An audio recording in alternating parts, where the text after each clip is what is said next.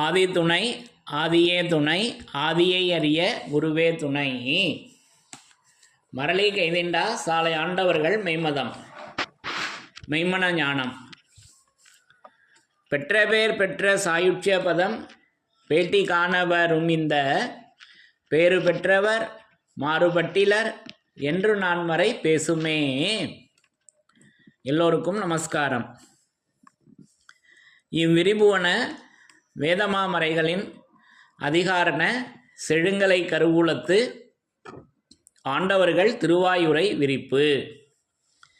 இந்த மெய்ப்பாதை வேறு வேதம் ஆசான் திருமேனி. வேதத்தை ஓதினாலே புண்ணியம். வேதங்கள் பூராவும் சித்திக்குது. திருமறை குரு பெருமான் திருமறை குரு தீன் திருமேனியர். தலைவன் தன்னை அறிந்தவனே குலத்தோன் என்று திருவேதம் உமக்கு உரைக்கச் சொன்னது எம்மை என்ற நமது தெய்வமோர்களின் உத்தரவின்படி நமது தெய்வமோர்கள் என்றென்றைக்கும் அந்த சைவ திருமேனியில் நம் குல தெய்வ சைவ திருமேனி சுருதிப்பிரான் சுருதி பெருமான்.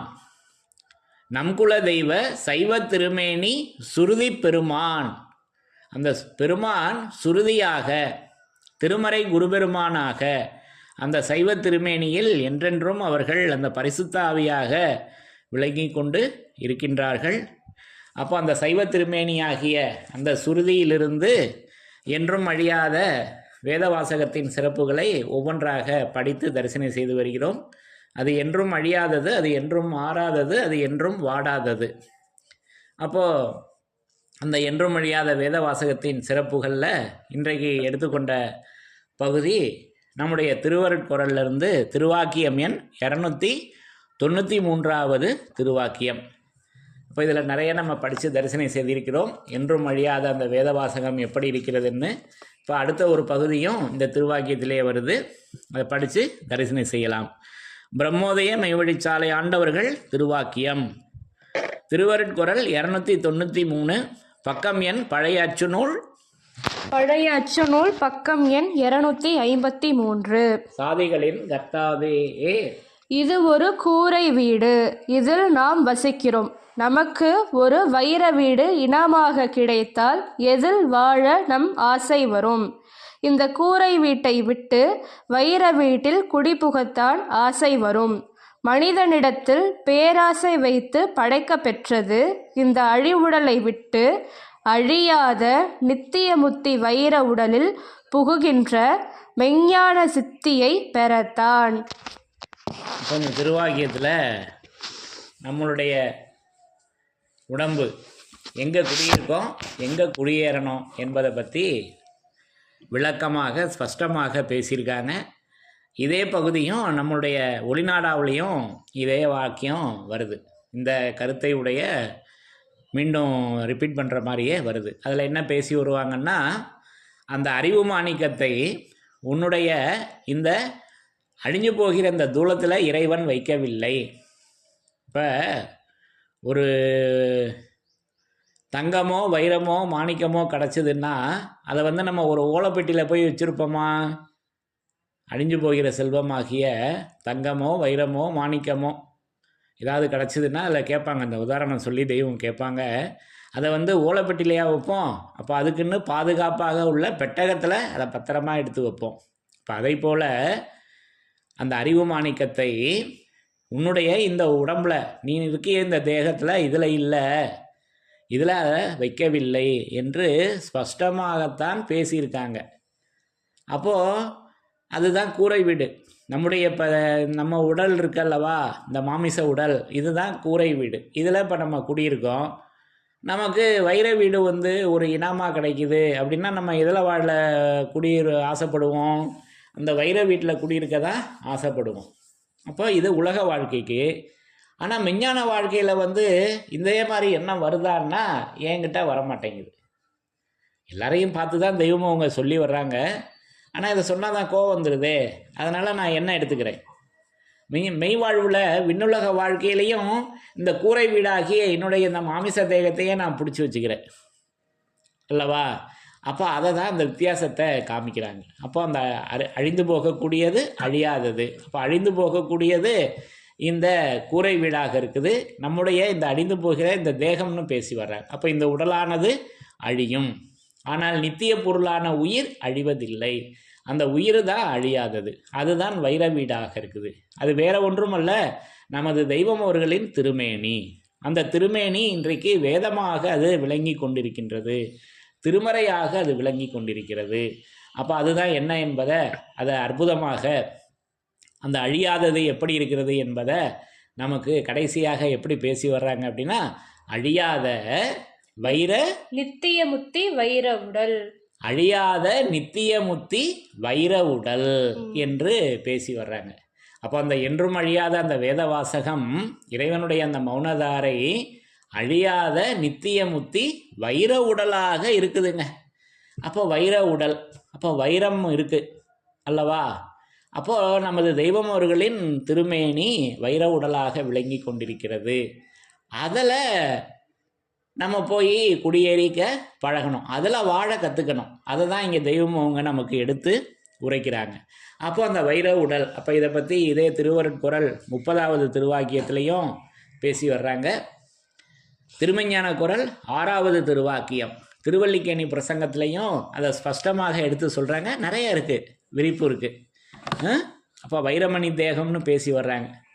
திருவருட்குறள் 283வது திருவாக்கியத்திலையும் அந்த வைரமணி தேகம் என்றெல்லாம் விரிப்புகள் நிறையா எடுத்து கொடுத்துருக்காங்க. இப்போது அந்த வைர உடல் என்பதை பற்றி திருமஞான குறள் 6வது திருவாக்கியத்தில் மட்டும் அது எப்படி இருக்கிறது, அந்த அழியாதது என்பதை பார்க்கலாம். அப்போது படித்து தரிசனம் செய்கிறப்ப இதெல்லாம் நமக்கு எந்த வாசகம் எடுத்துக்கொண்டாலும் அது வைர உடலாக இருந்தாலும் அது நமக்கு அது வேதத்தின் சிறப்பாக அதை எடுத்து வச்சுருக்காங்க. அதை அந்த அருளுரிஷிப்பு நமக்கு வழங்குறப்ப, அதாவது இந்த அனித்திய உடலுக்குள் நித்திய உடலானது ஒன்று இருக்கிறது. இந்த உடலை விடுகிற போது தவறாதபடிக்கு அந்த பரமனுடைய கையில் சிக்கி அந்த நித்திய தேகத்தில், வைர தேகத்தில் வந்துருச்சு பார்த்தீங்களா? அந்த நித்திய தேகத்தில், வைர தேகத்தில், ஒளி தேகத்தில், ஒப்பிலா பிரணவ தேகத்தில் நுழைந்து கொள்வதை கற்பிப்பதற்குத்தான். அப்போது அந்த வைரமணி தேகத்தில், அந்த வைர உடலில் போய் நுழைந்து கொள்வதை கற்பிப்பதற்குத்தான் வேதங்கள் அனைத்தும் வந்தன என்று அந்த ஓதிய முத்தர் நூலில் மறைத்ததை உடைத்திடுவேன் இங்கே என்று அந்த ரகசியத்தை, வேதம் எதற்காக வந்தது என்பதை எடுத்து நமக்கு அற்புதமாக அந்த வைர உடலை அந்த வைர உடலில் நாம் புகுந்து கொண்டு குடியேறி வாழ்வதற்கு அந்த செயலை கற்பிப்பதற்குத்தான் வேதங்கள் அனைத்தும் வந்தன என்று அந்த அழியாத அந்த நித்திய முத்தி வைர உடல் எப்படி அதில் எப்படி குடியேறிக்க முடியும் என்ற வழியினை கற்பிப்பதற்குத்தான் அந்த வேதங்கள் அனைத்தும் வந்திருக்கின்றன என்பதை நமக்கு எடுத்து உரைக்கிறாங்க. ஆகவே இந்த நித்திய முத்தி கல்வியை கற்பிப்பதற்குத்தான் எல்லா கிரந்தங்களும் எல்லா வேத பாடங்களும் வந்தன என்றெல்லாம் நமக்கு நிறையா அந்த கல்வியினுடைய சிறப்பை, ஏன்னா அந்த கல்வி நிஜமாகவே தெய்வத்தை நாட்ட வந்தது. நம்முடைய தலையில் நிஜமாக மாட்ட வந்துச்சு. கல்வி நிஜமாகவே உன் தலையில் தெய்வத்தை நாட்ட வந்தது, தெய்வத்தை நாட்ட வந்தது நிஜமாக, பொய்யாக அல்ல அல்லவா? அப்போ இப்படியெல்லாம் அந்த கல்வியினுடைய சிறப்பை எடுத்து கொடுத்துருக்காங்க. அப்போ அந்த கல்வி மெய்க்கல்வி கலாசாலையாக இருக்குது, அது பொல்லா பிணினிக்கும் பெருந்தவ பள்ளியாக இருக்குது. அந்த கல்விக்கூடத்துக்கு பேர் அது பொன்னரங்க தேவாலயத்தில் இருக்கிறது. அதற்கு வாத்தியாரும் நமது தெய்வம் அவர்கள் தான். அதை நமக்கு 89வது திருவாக்கியத்தில் பேசி வர்றாங்கல்லவா? வேதத்தின் சிறப்புகளில் படித்து தரிசனம் செய்திருக்கிறோம் அல்லவா? வேத சாஸ்திரங்களை படித்து தேர்ந்து எம்மிடம் வரவேண்டியதில்லை. அந்த சர்வலோக சரண்யனை பற்றி நாம் போதிக்கும் போது உன் அறிவே உனக்கு வாத்தியாராக நின்று விளங்கும். ஆகவே எமது வார்த்தைகளை உன் காதில் நுழையும்படி செய்து கொண்டால் போதும், அது உனக்கு அறிவிக்க வேண்டியதையெல்லாம் அறிவிக்கும். எவ்வளோ நேரம் சொல்லிட்டாங்க. அந்த அறிவு நமது தெய்வம் அவர்கள் தான். வேதம் இருக்கிறது, 6வது அறிவு இருக்கிறது, சூக்கும தேகம் இருக்கிறது. இது திருவருட்குறள் 60. அப்போது ஒரு ஜீவேசர் சந்நிதி முன்னிலையில் அவர்களால் மறுபிறப்பாளனாக ஆகி ஜீவதேகத்தில் நுழைந்து அந்த கோடி சூரிய பிரம்ம பிரகாசனை சந்திக்கச் செய்து வைக்கும் ஆகம துலக்க அறிவே ஆறாவது அறிவு. இது திருமஞான குறள் 45. அப்போது ஆறாவது அறிவு அந்த ஆகம துலக்க அறிவே ஆறாவது அறிவு. அது நம்மக்கிட்ட யாருக்கு? என்கிட்ட இல்லைங்க, தெய்வத்துக்கிட்ட இருக்குது. அது இப்போ வேதத்தில் இருக்குது. வேணுன்றப்ப நான் அந்த ஆறாவது அறிவை எடுத்து வச்சுக்குவேன். அதுக்கு பெயர் தான் அறிவு அல்லவா? ஆக இதெல்லாம் நம்ம ஏற்கனவே வேதத்தின் சிறப்புகளில் படித்து தரிசனம் செய்திருக்கிறோம் அல்லவா? அப்போது அந்த வாத்தியாரும் அவர்களே, ஆசிரியரும் அவர்களே அல்லவா? அப்போ ரூபத்தில் வந்து நிற்கும் வந்த வேதமாகிய ஆசிரியரே எழுதாமறை. வந்த வேதமாகிய ஆசிரியர் அவரே எழுதாமறை. அவரே உன்னை அந்த மறைஞான வீட்டில் குடியேற்றி வைத்துள்ளார்.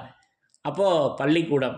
அப்போ அதை தனித்திருப்பாடல்களில் பேசி வர்றப்ப திக்குமனு குலத்தவர்கை தீண்டா பள்ளி திருமறையோன் பள்ளி திசையில்லா பள்ளி.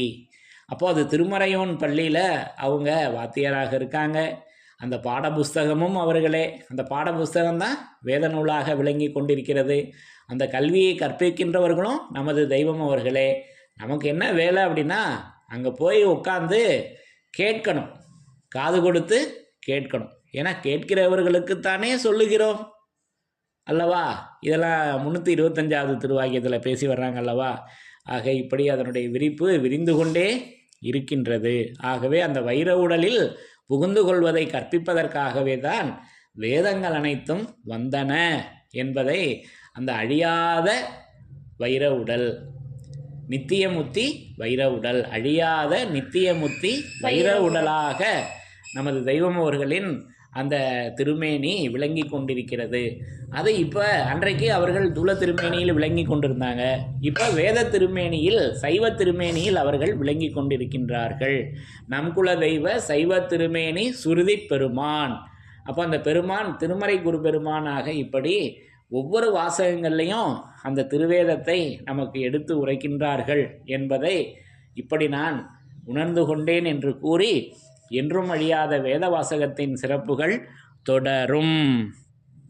தலைவன் தன்னை அறிந்தவனே குலத்தோன் என்று திருவேதம் உமக்கு உரைக்கச் சொன்னது எம்மை. என்றும் அழியாத வேத வாசகத்தின் சிறப்புகள் தொடரும். எல்லோருக்கும் நமஸ்காரம்.